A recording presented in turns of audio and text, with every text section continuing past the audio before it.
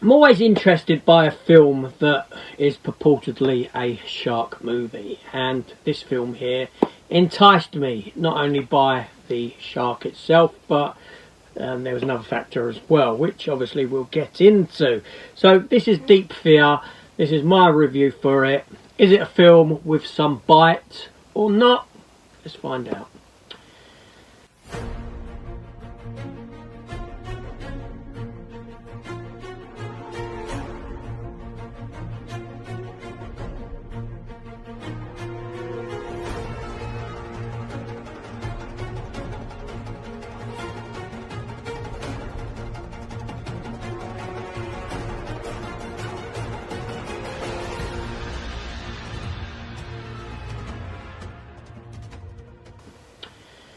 Hello everyone and welcome back to the channel and to my review for this movie, Deep Fear. Now this is a 2023 survival thriller.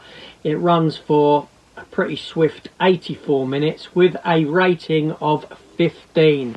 The film itself comes as directed by Marcus Adams, who has more of a background in directing music videos, and it was written by Robert Capelli Jr. and the unfortunately named Sophia Eptimenitis.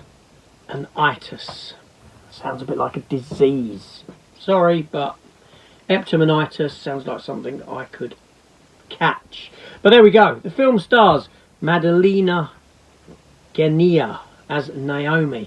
Now she is a Romanian actress and model who hasn't really appeared in too much. She did have a blink and you miss it role in Zoolander 2 if you checked out that classic comedy that wasn't as funny as the first one at all. The film also stars Ed Westwick as Jackson. This is a fella best known for the CW show Gossip Girl. He starred in 121 episodes that have all gone completely unseen by this fella here. The film also stars Macarena Gomez, who's a Spanish actress, and she plays Maria, who's the film's main antagonist.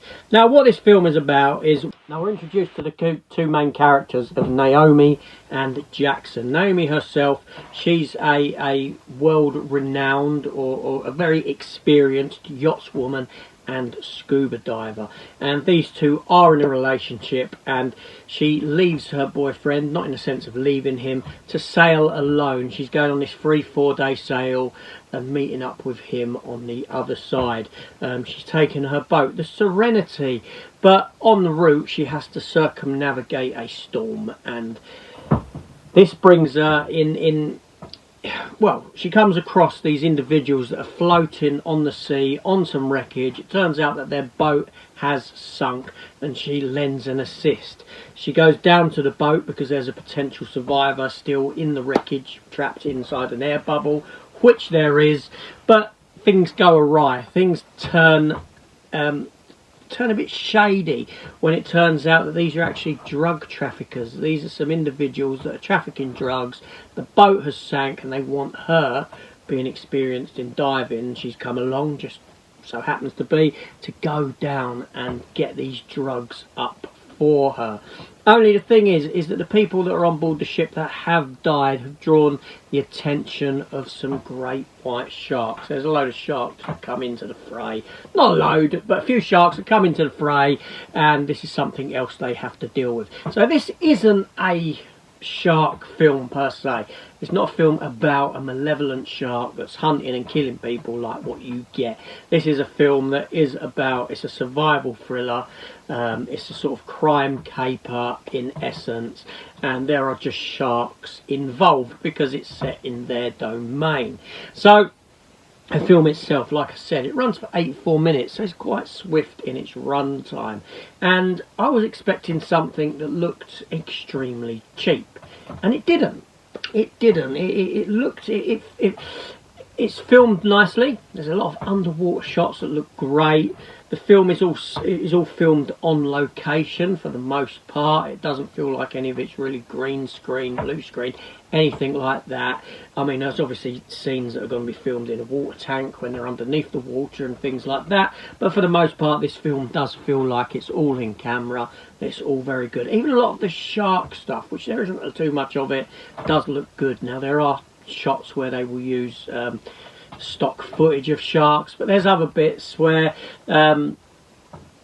you know, they use special effects on the sharks and they don't look bad whatsoever. There are a couple of shots towards the end of the film where I say that they've kind of overstretched their reach in what they could do with the special effects and the budget, but there's only really about 2 shots like that where I'd say that doesn't look particularly good. Some of the other stuff actually looks okay, but like I said, the sharks don't play a big part in it. The primary thing is the characters, and like I said, it's a decently shot film. The acting goes from being okay to being questionably poor, primarily on the part of Morena Gomez, the Spanish actress who plays Maria, the film's baddie. She isn't particularly good in her role.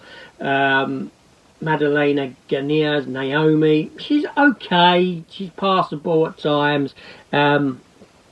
But you're drawn more to her physique than anything else, I would say.